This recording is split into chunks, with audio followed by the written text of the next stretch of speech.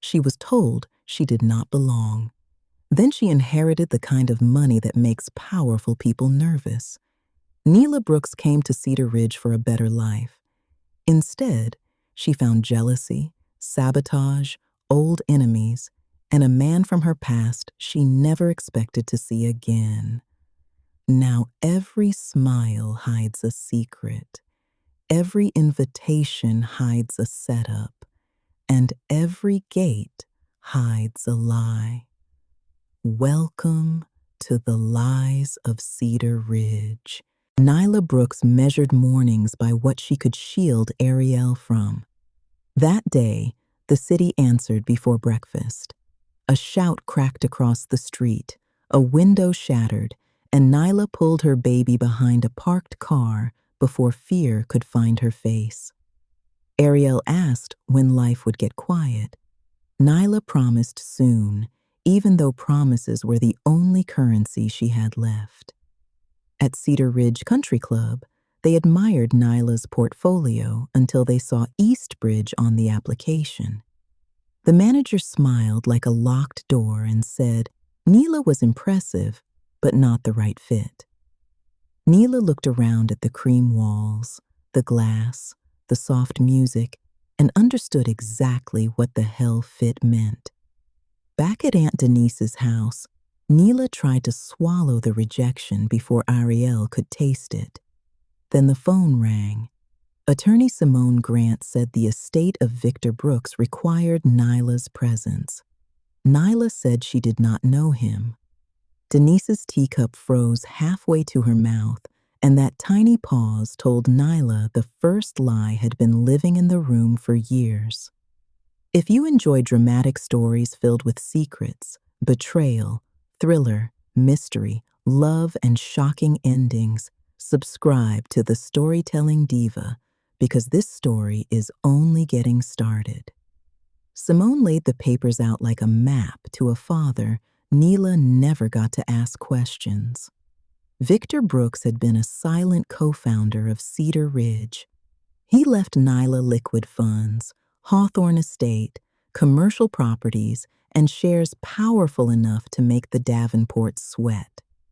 Nylah did not want champagne. She wanted to know why a billionaire father let his daughter grow up counting rent money. Victor's face appeared on the screen, older, tired, and guilty. He apologized without asking forgiveness. He warned Nylah that Charles Davenport would welcome her with one hand and measure her grave with the other. Then the recording glitched before Victor could name who accessed the archive 3 days before he died. When Nylah returned to pack, Mac appeared with flowers and a smile that used to fool her. He said he came to check on his girls. Nylah told him Arielle was not his girl, and she stopped being his when he chose the streets over their family. His eyes slid from her face to the estate folder. That was when love turned into math. The gates opened like the world had finally decided to make room. Arielle whispered that people really lived like this. Nylah said, "We do now," but her eyes lifted to Victor's portrait, and the smile left her face. A mansion could hold a family. It could also hold every secret a dead man did not get to confess. Sabrina Wells arrived with peach cobbler, polished manners, and eyes that measured everything from the security panel to the unopened study door. She said Cedar Ridge was close. Aunt Denise said close was a pretty word for nosy. Nylah accepted the cobbler, but not the leash. Arielle's toy rolled into the quiet street just as Christian Davenport's SUV slowed. He stepped out, returned it, and lowered himself to Arielle's level before he looked up at Nylah. Something old moved between them. Neither of them named it, but both felt the storm from room 714 trying to find its way back. 7 years earlier, they were not an heiress and an heir. They were two exhausted people hiding from the lives waiting downstairs. Nylah called herself Nia. Christian gave only Chris. They shared room service fries on the floor, laughed like consequences did not exist, and let the rain cover the rest. In the garden, Christian finally said the name Nia. Nylah finally said Chris. He thought she disappeared. She said she called for weeks. His father had changed the number by morning. That was the first time Christian understood that Charles Davenport had been editing his life long before Nylah arrived. At the Davenport table, Eleanor spoke like an engagement had already happened. Charles called Nylah a corporate problem. Kendall smiled like she had already won Christian's future.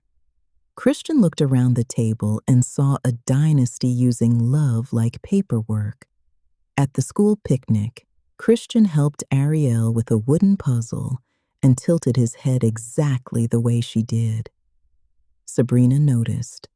Nylah noticed. Even Christian noticed the strange pull in his chest. Blood can whisper before anybody is brave enough to listen. Christian followed Nylah home with the question burning through every careful word. 6 years old. 7 years since room 714. Nylah could not tell him he was wrong. She could only tell him that one night did not give him permission to shake her daughter's whole life without proof. That night, glass broke inside the new house. The safe was untouched. The jewels were untouched. The only thing missing was a framed photo of Victor and Charles, and behind it, a torn ledger corner.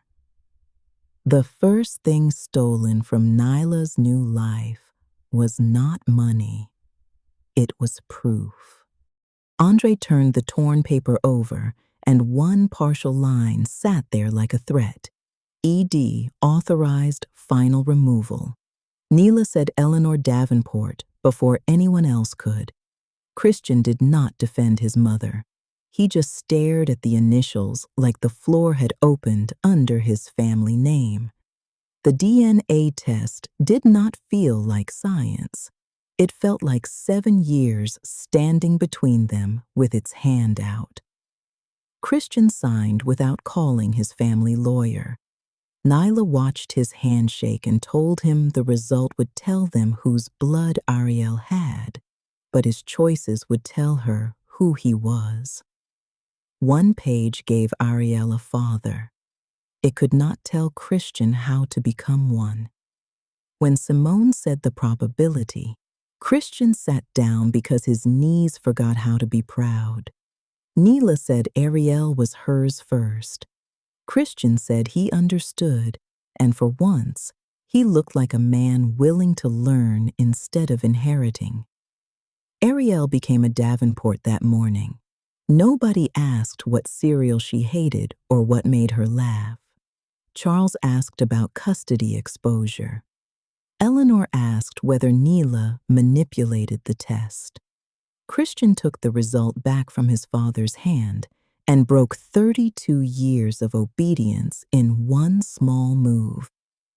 Simone turned the share chart around and showed them the trap. A Christian-Kendall marriage would combine Whitmore and Davenport shares until Nylah's voting power became decorative. This was not romance. This was a ring-shaped cage built by Charles and Eleanor. The room came to witness an engagement and watched a dynasty split instead. Eleanor presented the ring. Charles stepped toward the microphone. Christian left the ring on the podium and told Cedar Ridge that Arielle Brooks was his daughter. Nylah felt pride and anger at the same time, because truth told without timing still becomes a weapon. Kendall did not say she was pregnant. She let reporters build the lie around her hand on her stomach and called it family future.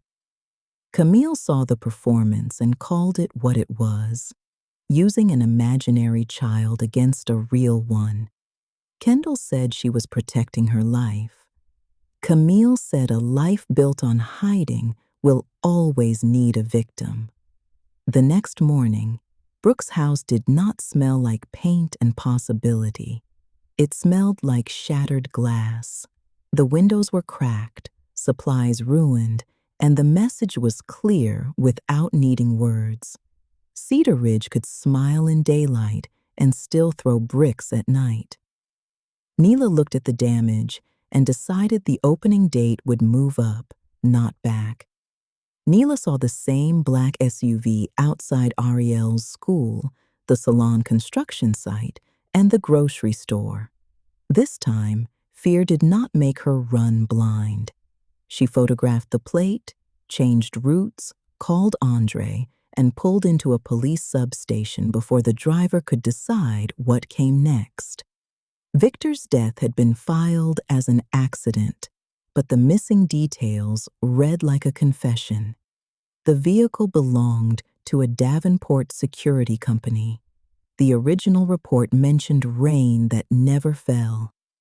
Christian stared at the file and understood that his family did not just own roads in Cedar Ridge, they owned stories.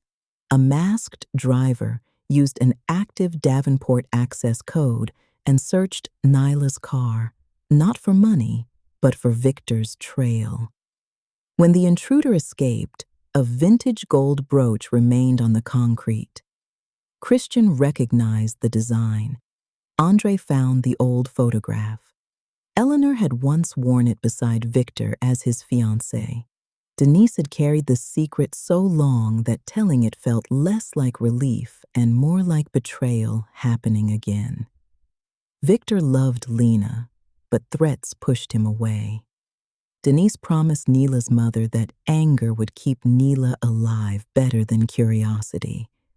Nylah heard every reason and still felt the cost in her bones. Eleanor did not hate Nylah because she was new. She hated her because she looked like history walking through the door. Victor had been hers before Lena. Cedar Ridge had been hers before Nylah. And Eleanor had spent decades mistaking control for love. Max said his father worked Davenport security. Then he said the part that made Nylah's stomach turn. He had been paid to stay close to her when they were young. He insisted it became real. Nylah told him real did not erase the assignment, and it damn sure did not erase Raven. Raven arrived gripping Victor's blue ledger like it could buy back every bad choice. Kendall's driver arrived instead of Kendall. Mac panicked. Andre moved in. Raven ran. In Cedar Ridge, betrayal did not need a villain monologue. It just needed everybody trying to survive their own lies.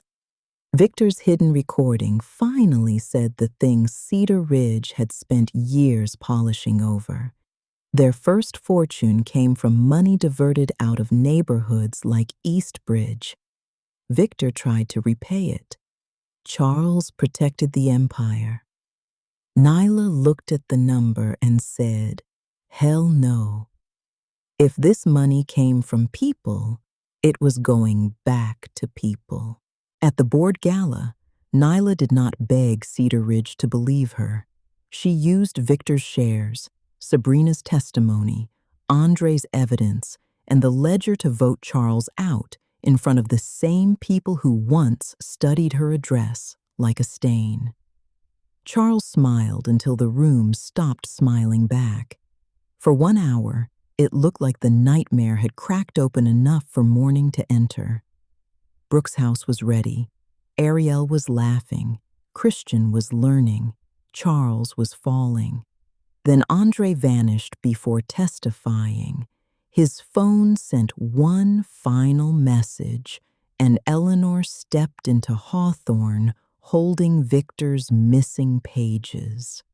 Charles covered up the murder. Eleanor ordered it. If you thought the first lie was big, wait until you hear who helped bury the rest. Please like, share, and subscribe.